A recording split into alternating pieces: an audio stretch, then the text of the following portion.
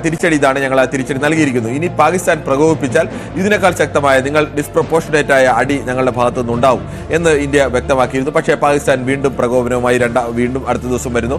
12 Indian നഗരങ്ങളിലേക്ക്, പ്രധാനമായും രാജസ്ഥാനിലെയും കാശ്മീരിലെയും എല്ലാം പ്രധാനപ്പെട്ട നഗരങ്ങളിലേക്ക്, പഞ്ചാബിലെയൊക്കെ പ്രധാനപ്പെട്ട നഗരങ്ങൾ ലക്ഷ്യമാക്കി വരുന്ന മിസൈലുകൾ, ഈ മിസൈലുകളെ തകർത്തതിനാണ് രണ്ടാമത്തെ ദിവസം.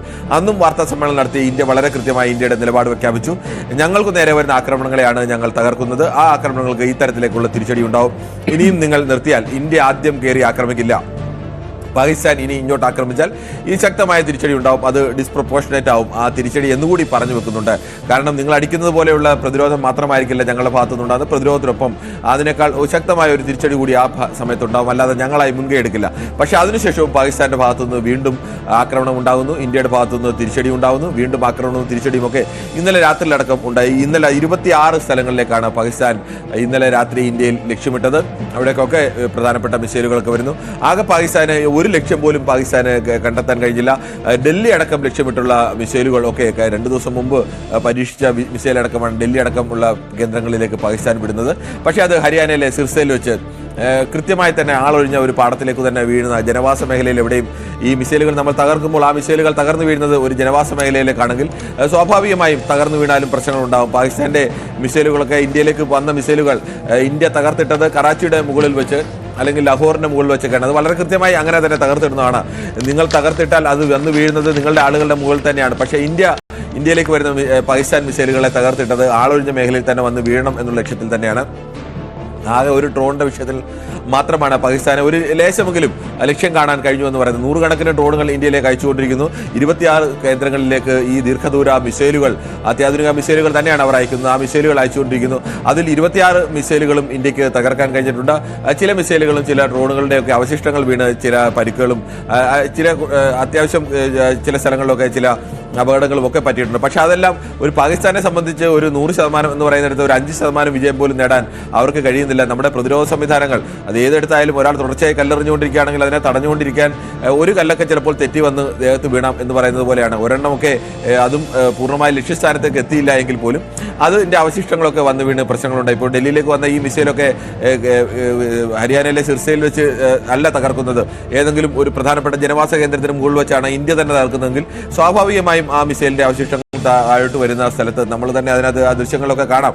ഒരു വലിയ അഗാധമായ ഗർത്തം പോലെ ഒരു വലിയ കുഴിയാണ് രൂപപ്പെട്ടത്. എത്രത്തോളം ശക്തിയുള്ളതായിരുന്നു ആ മിസൈലിന് എന്നതുകൂടി വ്യക്തമാക്കുന്നതാണ്. അത്തരത്തിൽ കെട്ടിടങ്ങളൊക്കെ തകരാനും ആളുകൾക്ക് പരിക്കേൽക്കാനും ആളുകളുടെ മരണം പോലും സംഭവിക്കാനും ഒക്കെ സാധ്യതയുണ്ട്. ഇതൊരു ജനവാസ മേഖലയുടെ നടുക്കൊക്കെയാണ് ഉണ്ടാകുന്നതെങ്കിൽ അപ്പോൾ ഒരു മിസൈൽ തകർത്തിടുന്നതിനും ഇന്ത്യൻ സേനയ്ക്കൊക്കെ വളരെ ശ്രദ്ധിക്കേണ്ടതുണ്ട്.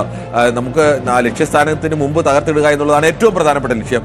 അതിൻ്റെ അടുത്ത ലക്ഷ്യം ഇത് ഇന്ത്യൻ അതിർത്തി കടന്നിട്ടാണ് വരുന്നതെങ്കിൽ ഇന്ത്യൻ അതിർത്തിയിൽ തന്നെ ഇത് തകർത്തിട്ടാൽ ജനവാസ മേഖലയിൽ അല്ലാത്ത ഒരു സ്ഥലത്ത് വീഴണം എന്നുള്ളതാണ്. ഈ 10,000, 1500, 2000 കിലോമീറ്റർ സ്പീഡിലൊക്കെ വരുന്ന മിസൈലുകളെയാണ് ഈ തരത്തിൽ നിയന്ത്രിച്ച് ഇന്ത്യൻ്റെ S-400 എന്ന് പറയുന്ന പ്രതിരോധ സംവിധാനം തകർത്തിടുന്നത് എന്ന് ആലോചിക്കണം. എത്രത്തോളം ആക്യുറേറ്റ്, ഒരു സെക്കൻഡിന്റെ ഒരു 1000-1 മൈക്രോ സെക്കൻഡ് തെറ്റിയാൽ പോലും കറക്റ്റായി തകർത്തിടാൻ കഴിയില്ല. അത്രത്തോളം സൂക്ഷ്മമായും ശ്രദ്ധയും ഒക്കെ ആവശ്യമുള്ള ഒരു ജോലിയാണ് ആ റഡാറുകളൊക്കെ വഴി ഇന്ത്യ ചെയ്തുകൊണ്ടിരിക്കുന്നത്. ഇവിടെ ഇന്ത്യക്ക് സ്വാഭാവികമായും ലോകത്തോട് കൃത്യമായി പറയേണ്ടതുണ്ട്, നിങ്ങൾ ഏതെല്ലാം ആയുധങ്ങളാണ് ഉപയോഗിച്ചത്, ആ ആയുധങ്ങളെ ഞങ്ങൾ എങ്ങനെയെല്ലാമാണ് തകർത്തത്, അത് കൃത്യമായും അല്ലെങ്കിൽ ഇനിയുള്ള നടപടികൾ വിവരിക്കുക. സേനയുടെ ഭാഗത്തു നിന്നാവും, പ്രതിരോധ മന്ത്രി മിനിസ്റ്റർ ഓഫ് ഡിഫൻസിന്റെ ഭാഗത്തു നിന്നാവും. ഇന്ത്യയുടെ നിലപാട് എന്താണ് ലോകത്തോട് പറയാൻ? ഈ യുദ്ധത്തിന് ഇനി ഞങ്ങൾ തുടരാൻ ആഗ്രഹിക്കുന്നുണ്ടോ, ഞങ്ങൾ ഇനിയും തിരിച്ചടി നൽകും എന്നതാണോ ഇന്ത്യയുടെ നിലപാട്? പാകിസ്ഥാന്റെ പ്രകോപനത്തിന് മുൻ നിലപാട് തന്നെയാണോ ഇന്ത്യക്കുള്ളത്? നിങ്ങൾ ഇനി തിരിച്ചടിച്ചാൽ മാത്രമേ ഞങ്ങൾ തിരിച്ചടിക്കൂ എന്നുള്ള നിലപാട് ഞങ്ങൾ തുടരുന്നുണ്ടോ, അതോ ഞങ്ങൾ ഇനി അങ്ങോട്ട് കയറി അടിക്കും എന്നുള്ള നിലപാടിലേക്ക് ഇന്ത്യയുടെ നിലപാട് മാറ്റം ഉണ്ടാകുന്നുണ്ടോ? ഇതൊക്കെ ലോകത്തിനെ സംബന്ധിച്ച് ഏറ്റവും പ്രധാനപ്പെട്ട വിഷയമാണ്. ഇപ്പോഴത്തെ നിലപാട് ഇന്ത്യയിലേക്ക് അടിച്ചാൽ ഞങ്ങൾ തിരിച്ചടിക്കും, തിരിച്ചടിക്കുന്നത് നിങ്ങൾ അടിക്കുന്ന അടിയേക്കാൾ ശക്തമായ അടിയായിരിക്കും തിരിച്ചടി ഉണ്ടാകുന്നത്, അതിൻ്റെ കുഴപ്പങ്ങൾ കൂടി നിങ്ങൾക്ക് സഹിക്കേണ്ടി വരും എന്നുള്ള ഒരു മുന്നറിയിപ്പ് അല്ലെങ്കിൽ ആ നിലപാടാണ് ഇന്ത്യ സ്വീകരിച്ചിരിക്കുന്നത്. ഇനി ഇന്ത്യക്ക് മറ്റൊരു നിലപാട് സ്വീകരിക്കുമോ എന്ന ആശങ്ക സ്വാഭാവികമായും ലോകത്തിനുള്ളത്. ഇന്ത്യ കയറി അടിക്കുന്നു എന്നുള്ള നിലപാടിലേക്ക് ഇനി നിങ്ങളുടെ പ്രകോപനം, ഞങ്ങൾക്ക് ആവശ്യത്തിനുള്ള പ്രകോപനമായി ഞങ്ങൾ തിരിച്ചടിക്കും, അത്തരമൊരു നിലപാടിലേക്ക് ഇന്ത്യ മാറുമോ എന്നൊരു ആശങ്ക സ്വാഭാവികമായും ഉണ്ട്. അത്തരത്തിൽ ഏതെങ്കിലും ഒരു സൂചനകൾ ഇതുവരെയും പുറത്തു വന്നിട്ടില്ല. ഇന്ത്യയുടെ ദീർഘകാലമായിട്ടുള്ള നിലപാട് തന്നെ പരമാവധി ക്ഷമിക്കുക, ഇന്ത്യൻ പ്രതിരോധം ശക്തമാക്കുക എന്നുള്ള നിലപാട് തന്നെയാണ്. ആ നിലപാടിൽ തന്നെയാണ് ഇപ്പോഴും തുടരുന്നത്. പക്ഷേ രാജ്യത്തിന്റെ വിവിധ ഭാഗങ്ങളിൽ നിന്ന് പലതരത്തിലുള്ള സമ്മർദ്ദങ്ങളൊക്കെ ഉയരുന്നുണ്ട്. ഈ ആക്രമണം ഇന്ത്യ ശക്തമാക്കണം എന്ന മട്ടിലൊക്കെ സമ്മർദ്ദങ്ങൾ ഉയരുന്നുണ്ട്. പക്ഷേ ഇന്ത്യയെ പോലെ ഒരു രാജ്യത്തിന്, ലോകത്തിന് മുന്നിൽ പാകിസ്ഥാനെ പോലെ ഒരു രാജ്യമല്ല ഇന്ത്യ. പാകിസ്ഥാന് ഒരു തെമ്മാടി രാജ്യം. ഇപ്പോൾ അമേരിക്ക നടത്തുന്ന ഇടപെടലുകൾ, സൗദി വഴിയുള്ള അമേരിക്കയുടെ മധ്യസ്ഥ ശ്രമം, സൗദിയും പാകിസ്ഥാനും തമ്മിലുള്ള ബന്ധം, ഇങ്ങനെ ചില വിഷയങ്ങൾ കഴിഞ്ഞ കുറച്ച് മണിക്കൂറുകളായി, ഇന്നലെ രാത്രിയൊക്കെ ഒരു മുൻകൂട്ടി പറയുക പോലും ചെയ്യാതെയാണ് ഇത്തരം സന്ദർശനങ്ങളൊക്കെ സൗദി ഭാഗത്തുനിന്ന് ഉണ്ടായിരിക്കുന്നത്. അതിൽ എത്രത്തോളം പ്രതീക്ഷ അർപ്പിക്കുന്നുണ്ട്? അന്താരാഷ്ട്ര സമൂഹം അത് ഉറ്റുനോക്കുന്നില്ലേ ഒരു തരത്തിലൊക്കെ?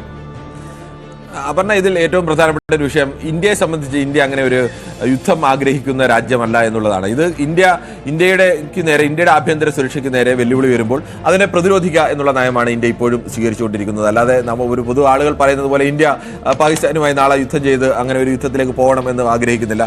കാരണം പാകിസ്ഥാനിലെ ഒരു സ്റ്റേബിൾ സർക്കാരൊക്കെ ഉണ്ടാവുകയും പാകിസ്ഥാന്റെ ഭരണം ഒരിക്കലും സൈന്യം പിടിച്ചെടുക്കരുത്, അല്ലെങ്കിൽ പാകിസ്ഥാന്റെ ഭരണം അവിടുത്തെ ഭീകരവാദികളുടെ കൈകളിലേക്ക് പോകരുത്. അങ്ങനെ ഇന്ത്യക്ക് ഒരുപാട് കാര്യങ്ങൾ ആ വിഷയത്തിലൊക്കെ നോക്കേണ്ടതുണ്ട്. അങ്ങനെ പാകിസ്ഥാനിൽ ഒരു തകരുന്ന അവസ്ഥയൊക്കെ വന്നാൽ സ്വാഭാവികമായും ആയുധമുള്ള രാജ്യമാണ്. ആ രാജ്യത്തിന്റെ അധികാരമൊക്കെ അല്ലെങ്കിൽ അവരുടെ നിയന്ത്രണമൊക്കെ ഈ പ്രധാനപ്പെട്ട 3 ലോകത്തെ ഭീകര സംഘടനകൾ ഒക്കെ അവിടെയുണ്ട്. ആ സംഘടനകളുടെ കയ്യിലേക്കൊക്കെ പോയി കഴിഞ്ഞാൽ സ്വാഭാവികമായി ലഷ്കർ-ഇ-തൊയ്ബയോ അല്ലെങ്കിൽ ജെയ്ഷെ മുഹമ്മദോ ഹിസ്ബുൾ മുജാഹിദിനോ ഈ സംഘടനകളുടെ കയ്യിലേക്ക് പോയാൽ ലോകത്തിന് തന്നെ അപകടം. ഇന്ത്യക്ക് മാത്രമല്ല, ഇത് ലോകത്തിനാകെ അപകടമാണ്. അതുകൊണ്ട് തന്നെ ഇന്ത്യ പക്വമായ ഒരു നിലപാട് മാത്രമേ ഈ വിഷയത്തിലൊക്കെ സ്വീകരിക്കാറുള്ളൂ. ഇന്ത്യയുടെ നേരെ ആക്രമണം വന്നാൽ പക്ഷേ അത് നോക്കിക്കൊണ്ട് കാര്യം ഇന്ത്യക്കാവില്ല. അതിനെ കൃത്യമായി പ്രതിരോധിക്കുക. ഇപ്പോഴും അങ്ങനെ തന്നെയാണ് ഇന്ത്യ ചെയ്തിരിക്കുന്നത്. പഹൽഗാം ഭീകരാക്രമണം ഉണ്ടായി 15 ദിവസത്തോളം ഇന്ത്യ കാത്തു. ലോക രാജ്യങ്ങളെയൊക്കെ ബോധ്യപ്പെടുത്തി ഈ പാകിസ്ഥാൻ കേന്ദ്രമാക്കി എങ്ങനെയാണ് പാകിസ്ഥാൻ ലോകത്തിലേക്ക് ഭീകരത കയറ്റിവിടുന്നത്. 2001 ലോക രാജ്യങ്ങളെല്ലാം കൂടി തീരുമാനിച്ചാണ് ഭീകരതയ്ക്കെതിരെയുള്ള പോരാട്ടത്തിൽ മറ്റ് അഭിപ്രായ വ്യത്യാസങ്ങൾ മാറ്റിവെക്കണം. അത് ഏത് രാജ്യത്തിനും ആ ഭീകരതയ്ക്കെതിരെയുള്ള പോരാട്ടത്തിന് അവകാശമുണ്ട് എന്നുള്ളത് കൊണ്ട് തന്നെ അത് ലോക രാജ്യങ്ങളെ ബോധ്യപ്പെടുത്തി, നയതന്ത്രരെ ബോധ്യപ്പെടുത്തി, പാകിസ്ഥാനിലെ ഏതെങ്കിലും സാധാരണക്കാരായ ജനവാസ മേഖലയിലേക്കോ അല്ലെങ്കിൽ പട്ടാളത്തിന് നേരെയോ വേണ്ട, പാകിസ്ഥാനിലെ ഒരു പ്രധാനപ്പെട്ട തന്ത്രപ്രധാനമായ മേഖലയിലേക്കാണ് നമ്മൾ ഇപ്പോൾ ഡൽഹിയിലേക്കോ അല്ലെങ്കിൽ നമ്മുടെ അമൃത്സറിലേക്കോ ഏതെങ്കിലും മേഖലയിൽ കടിച്ചാൽ ഇന്ത്യയെ സംബന്ധിച്ച് വൈകാര്യ വിഷയമാണ്.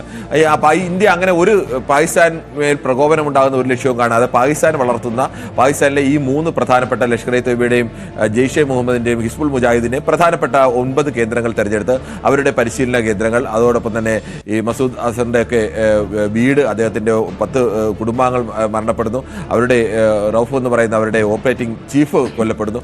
അങ്ങനെ കേന്ദ്രം തെരഞ്ഞെടുത്ത് മാത്രമാണ് ഇന്ത്യ ആക്രമണം നടത്തിയത്. അതൊരു വ്യക്തമായ തിരിച്ചടിയായിരുന്നു. പാകിസ്ഥാൻ അവിടെ കൊണ്ട് നിങ്ങൾക്ക് നിർത്താം എന്നുള്ളൊരു സന്ദേശം കൂടി ഇന്ത്യൻ വിദേശകാര്യ മന്ത്രാലയം നൽകിയിരുന്നു. പക്ഷേ പിന്നീട് വീണ്ടും പാകിസ്ഥാൻ പ്രകോപനം തുടരുകയായിരുന്നു.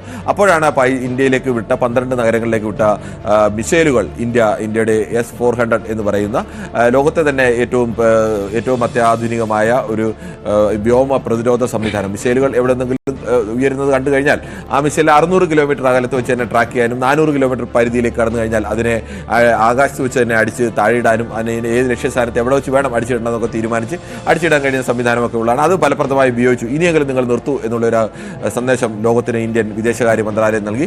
പക്ഷേ അപ്പോഴും പാകിസ്ഥാൻ നിർത്താൻ തയ്യാറല്ല. വീണ്ടും പാകിസ്ഥാന്റെ ഭാഗത്ത്